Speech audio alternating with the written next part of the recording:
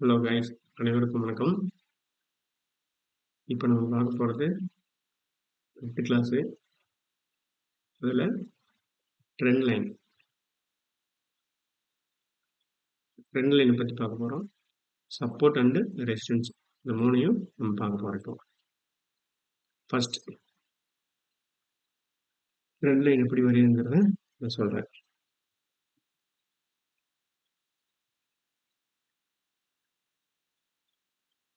ஒரு அப்ட்ரெண்டில் போகையில்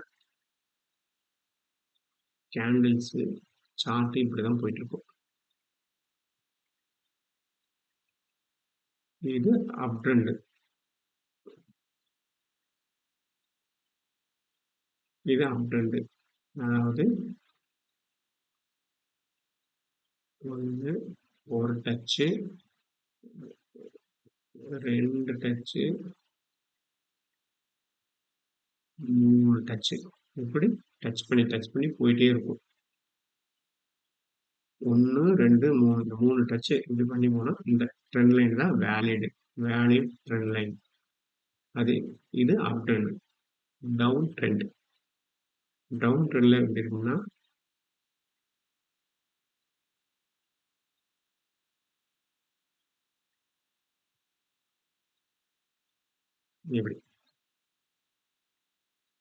இப்படி இருக்கும்.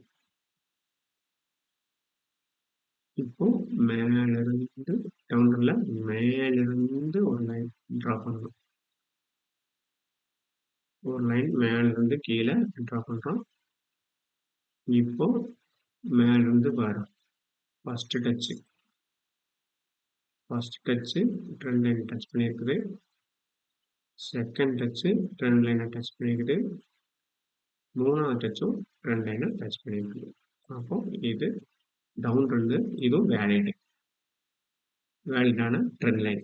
இதை வந்து சார்ட்ல பார்க்க போறோம். சார்ட்ல எப்படின்னா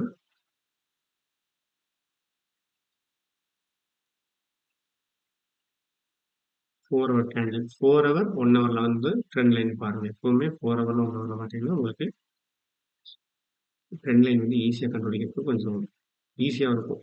15 மினிட்ஸ்லும் பார்க்கலாம். 4 ஹவர்ல பார்த்தா கொஞ்சம் இன்னும் பெஸ்ட்டாக இருக்கும். இப்போ பாருங்க, ஒரு டச்சு,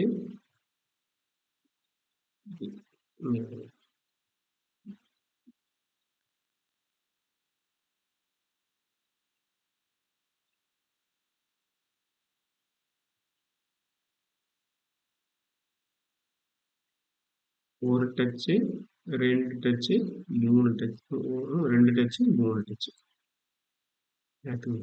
ஒரு டச்சு, ஒரு டச், இங்க ஒரு டச்சு, 2 டச்சு, 3 டச்சு, 3 டச்சு. இப்போ 1 2 3 டச்சு. இது வந்து என்ன ட்ரெண்ட்? அப் ட்ரெண்ட். அதாவது பைக்கான பாசிபிள் பை.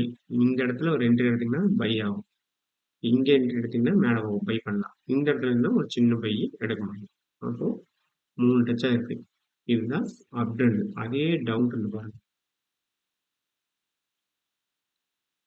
மேல போனா அப் ட்ரெண்ட், கீழே வந்தா டவுன் ட்ரெண்ட்.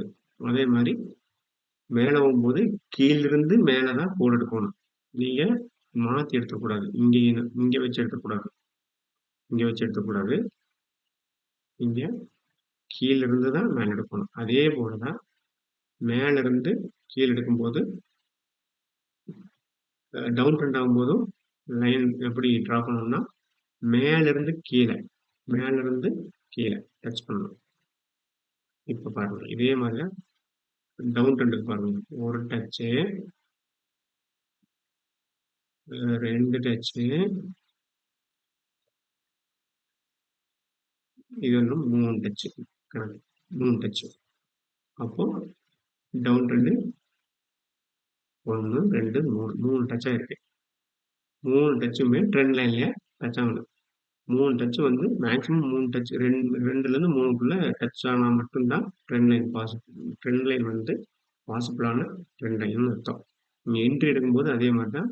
செல்லுக்கு இங்க ஒன்று எடுக்கலாம், இங்க விட்டா கூட 2வது லைன்ல வரைஞ்சிட்டு ரெண்டாவதுல இருந்துட்டு மூணாவது ட்ரெண்ட் லைனுக்காக நீங்க வெயிட் பண்ணி அடிக்கலாம். ட்ரெண்ட் லைன் மூணாவதுக்காக வெயிட் பண்ணி நீங்க ட்ரெண்ட் லைன்ல செல் பண்ணலாம். இது பை ட்ரெண்டு, இது செல் ட்ரெண்டு. அதாவது அப் ட்ரெண்டு, இது டவுன் ட்ரெண்டு. சார்ட்டை பார்த்தாலே தெரியும் நம்மளுக்கு. இது அப்ல போகுது, மேல போகுது. இது டவுன்ல போகுது.